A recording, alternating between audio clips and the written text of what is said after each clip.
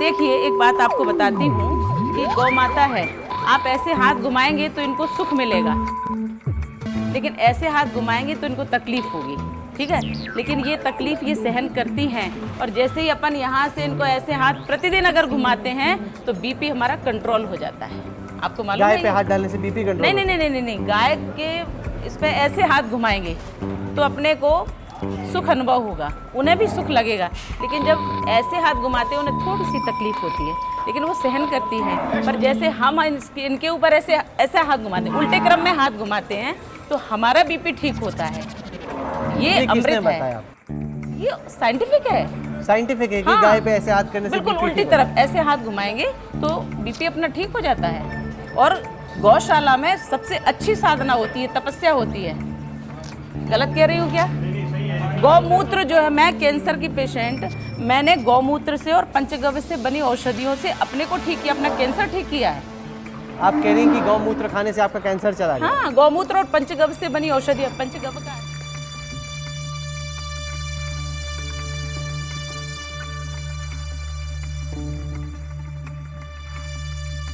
तो हमारे सामने समस्या थी, उस समय वेदर अचानक खराब हो गया था। बहुत बारिश हुई थी, आपको याद है? मैं हैरान हूं, अभी तक देश के इतने बड़े पंडित लोग इतनी मुझे गालियां देते हैं, लेकिन उनका दिमाग यहाँ नहीं चलता है। तो 12 बजे, ये भी मैं पहली बार बोल रहा हूँ, मुझे हमारे अफसरों को क्या लगेगा मुझे मालूम नहीं, एक पल हमारे मन में आया, इस वेदर में हम क्या करेंगे, क्लाउड है, जा पाएंगे नहीं जाएंगे। तो बाय एंड लार्ज ओपिनियन ही आया एक्सपर्ट्स का कि साहब डेट बदल दे तो क्या। मेरे मन में 2 विषय है। मैंने कहा, एक सीक्रेसी, अभी तक तो सीक्रेट रहा है, लेकिन अगर सीक्रेसी में कुछ लूजनेस आई तो फिर तो हम कर ही नहीं सकते, करना ही नहीं चाहिए। दूसरा, मैंने कहा, मैं आई एम नॉट पर्सन की जो इन सारे विज्ञान को जानता हूँ, लेकिन मैंने कहा इतने क्लाउड है, बारिश हो रही है, तो एक बेनिफिट है कि हम राडार से बच सकते हैं। मैंने कहा मेरा रॉ विजडम है, ये क्लाउड बेनिफिट भी कर सकता है।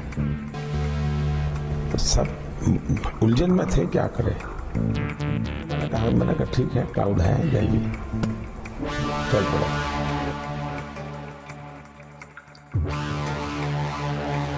Pakistani radars. Of course, fortunately, they didn't have radars in that area. They didn't even know our aircraft went in, bombed Balakot, and came back. If the Pakistanis had radars there, could the radars have seen our aircraft through the cloud cover? Right. I can say this much, that the radars are meant to see through cloud cover. They're meant to see through clouds. So the radars, their performance does not get affected by clouds.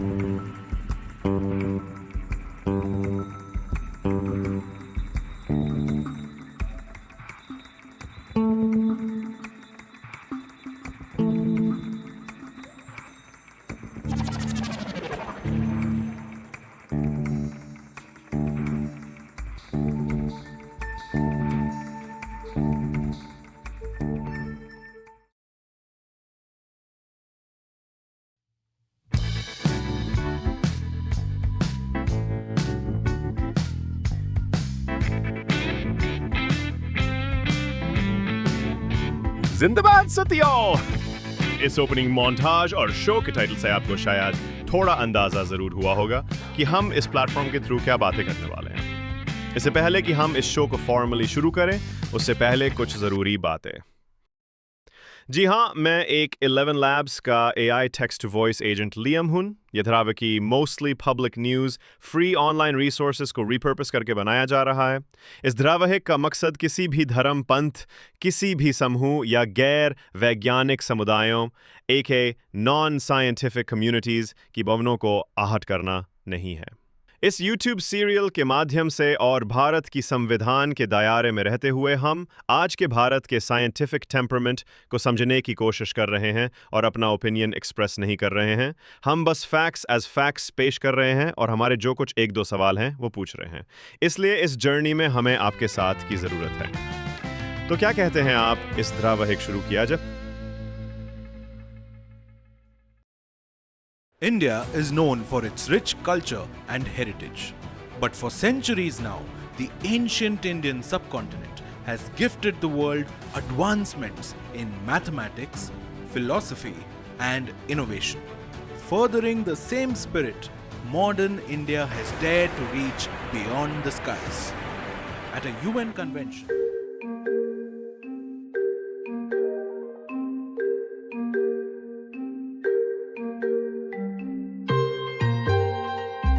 In today's India, we see incredible scientific achievements, our space missions, our advancements in technology. But parallel to this, we also witness the rise of misinformation, superstitions, and unscientific claims that challenge rational thought. This gap, this need for a collective scientific mindset is why we are here today. To understand this critical need, we need not to look elsewhere but to our own Constitution. The Indian Constitution, through Article 51AH, mentions something remarkable. It states, and I quote, "to develop the scientific temper, humanism, and the spirit of inquiry in reform." This isn't just a suggestion, it's enshrined as a fundamental duty for every citizen of India. Yes, आपस में हम सबकी जिम्मेदारी है कि हम वैज्ञानिक सोच को अपनाएं. It's about asking questions, seeking evidence, and being open to reform. लेकिन सवाल उठता है, इस कर्तव्य का बोझ सिर्फ नागरिकों पर है? नहीं, राज्य, the state, की भी इसमें गहरी भूमिका है. The government is implicitly and explicitly incumbent to foster this temper. कैसे? By promoting quality education, by funding scientific research, by creating policies based on evidence, and by actively combating pseudoscience. जब citizen और state दोनों मिलकर इस दिशा में काम करेंगे, तभी एक सच्चा वैज्ञानिक समाज बनेगा. तो चलिए पूछते हैं खुद से, क्या हम सच में अकल और दलील से जिंदगी जीना चाहते हैं?